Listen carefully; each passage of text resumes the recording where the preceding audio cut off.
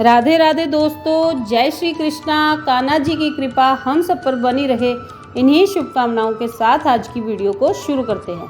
दोस्तों, आप सबका हमारे YouTube चैनल भक्ति में आस्था पर हार्दिक स्वागत है। आज की इस वीडियो में हम आपको एकादशी महिमा की जानकारी देंगे।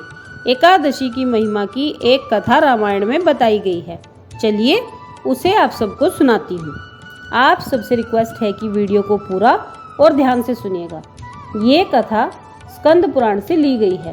सूर्य वंश के एक राजा हुए जिनका नाम था राजा रुक्मांगद। रघुकुल के ये बहुत ही प्रतापी राजा थे। राजा रुक्मांगद के राज्य में बहुत सुंदर बगीचा हुआ करता था।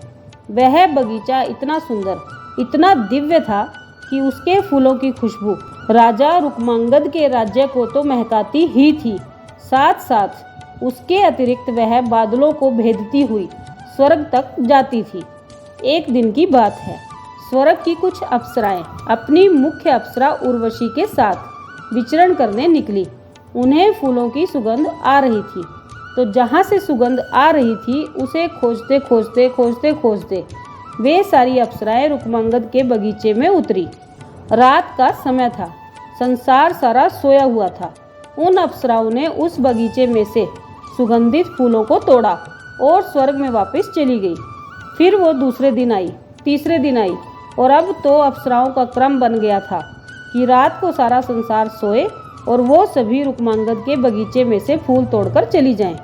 एक दिन की बात, उर्वशी और सारी अप्सराएं उस बगीचे में से फूल तोड़कर वापस लौट रही थी, तो उर्वशी की साड़ी का पल्लू बैंगन के पौधे के कांटे में फंस गया।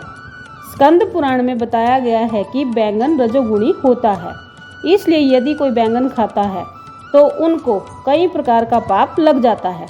स्कंद पुराण में तो यहाँ तक लिखा है कि जिस व्यक्ति को भगवान की प्राप्ति करनी है उसे मांस नहीं खाना चाहिए, शराब नहीं पीनी चाहिए और साथ ही साथ उसे बैंगन भी नहीं खाना चाहिए। बैंगन के कांटे में उर्वशी की साड़ी फंसने से उर्वशी का सारा पुण्य उसी समय क्षीण हो गया, सारा पुण्य समाप्त हो गया।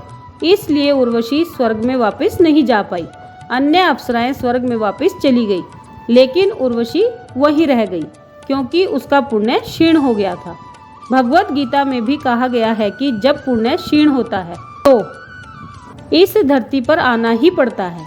अब उर्वशी क्रंदन करने लगी, रोने लगी। उर्वशी सोचने लगी कि ये मानव समाज मेरे साथ अब क्या करेगा, और उसी समय राजा रुक्मांगद उस बगीचे में पधारे। उर्वशी राजा को देखकर और जोर जोर से रोने लगी कि पता नहीं ये मनुष्य मेरे ऊपर कैसी दृष्टि डालेगा, मेरे साथ कैसा व्यवहार करेगा। राजा रुक्मांगद वहां पर पहुंचे और उस देवी को रोते हुए उन्होंने देखा। रुक्मांगद के मुख से सबसे पहला शब्द निकला, माँ। उन्होंने उर्वशी से कहा, माँ, आप यहाँ क्या कर रही हो? यहाँ क्यों रो रही हो? आप कौन हो? तब उर्वशी ने अपना पूरा परिचय राजा रुक्मांगद को दिया। उर्वशी को राजा से बात करके धीरज मिला। उन्होंने राजा से प्रार्थना करी कि मुझे स्वर्ग भेजिए। राजा ने कहा, ये मेरे बस में नहीं है। तब उर्वशी ने कहा कि किसी का पुण्य मुझे दो। राजा ने फिर अपनी असमर्थता जताई। तब उर्वशी ने कहा कि आपके राज्य में कोई एकादशी रहता है, क्योंकि उस दिन द्वादशी का दिन था जिस दिन की ये घटना है। रुक्मांगद ने कहा कि ये एकादशी क्या होती है, हम तो एकादशी के बारे में कुछ भी नहीं जानते। तब उर्वशी ने कहा, एक काम करो, कल एकादशी तिथि थी, कल के दिन गलती से भी कोई भूखा रह गया हो, गलती से भी किसी ने अन्न ना खाया हो, ऐसा कोई आदमी आपके राज्य में मिलेगा? राजा रुक्मांगद ने कहा, ऐसा आदमी मिल सकता है। रुक्मांगद ने अपने सैनिकों को भेजा और कहा कि राज्य में से किसी ऐसे आदमी को ढूंढ कर लाओ जिसने कल अन्न ग्रहण ना किया हो। सब खोजने निकले कि ऐसा कोई आदमी जिसने कल जाने अनजाने में भी भोजन ना किया हो, उसे यहाँ लेकर आना है। तब सैनिक ढूंढते ढूंढते एक दुकान पर गए। वहाँ एक नारी नौकरी करती थी। कल एकादशी के दिन उससे कांच का जार टूट गया था, तो दुकान के मालिक ने उसे पूरा दिन भोजन खाने को नहीं दिया। इसके कारण वह रो रही थी कि भोजन नहीं मिला, भूखी है। जब सैनिक वहां पहुंचे तो उसने उनसे कहा कि मैंने कल से भोजन नहीं किया, मुझे बहुत भूख लग रही है। तब सैनिक उसे लेकर राजा के बगीचे में आ गए। उर्वशी के पास ले जाकर खड़ा कर दिया कि कल इसने अन्न ग्रहण नहीं किया। हालांकि उसने एकादशी के कारण अन्न का त्याग नहीं किया था, बल्कि उसके मालिक ने उसे भोजन नहीं दिया था। तब उर्वशी ने कहा कि यदि कोई व्यक्ति जाने या अनजाने में एकादशी के दिन अन्न नहीं खाता तो उसे एकादशी व्रत करने का ही पुण्य प्राप्त होता है। तब उस स्त्री को कहा कि हाथ में जल लो। उसने हाथ में जल लिया और कहा कि संकल्प करो कि कल तुमने जो एकादशी व्रत किया है, जो निर्जल उपवास किया है, उसका फल तुम मुझे अर्पण कर रही हो। शास्त्रों में वर्णन किया गया है कि जब उस स्त्री ने हाथ में जल लेकर ये संकल्प किया कि कल जो मैंने उपवास किया है, अनजाने में मैं जो भूखी रही हूँ, यदि उसका कोई पुण्य है तो ये पुण्य मैं उर्वशी को प्रदान करती हूँ। इतना बोलते ही उर्वशी के शरीर से प्रकाश निकला और देखते ही देखते उस पूरे राज्य के सामने वह पृथ्वी से स्वर्ग में वापस चली गई। दोस्तों, इस कथा से यही पता चलता है कि अनजाने में किए गए एकादशी व्रत से भी यदि कोई स्वर्ग जा सकता है तो जानकर किए गए एकादशी व्रत से वो वैकुंठ को प्राप्त क्यों नहीं कर सकता।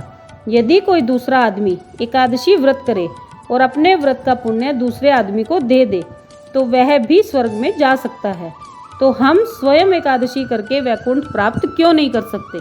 अवश्य कर सकते हैं, इसमें कोई संदेह नहीं है, इसमें कोई भी संशय नहीं है। इसलिए भक्तों, एकादशी व्रत का हमें पालन जरूर करना चाहिए। और जब ये घटना घटी उसके बाद राजा रुक्मांगद ने अपने सारे राज्य में घोषणा करा दी कि अब से एकादशी व्रत का पालन सबको करना है। और एकादशी के दिन राजा के सैनिक राज्य में विचरण करते थे कि कहीं कोई नियमों का उल्लंघन ना करे। सबको एकादशी करना अनिवार्य था। सो राजा रुक्मांगद के राज्य में एक भी इंसान ऐसा नहीं था जो एकादशी का पालन ना करता हो।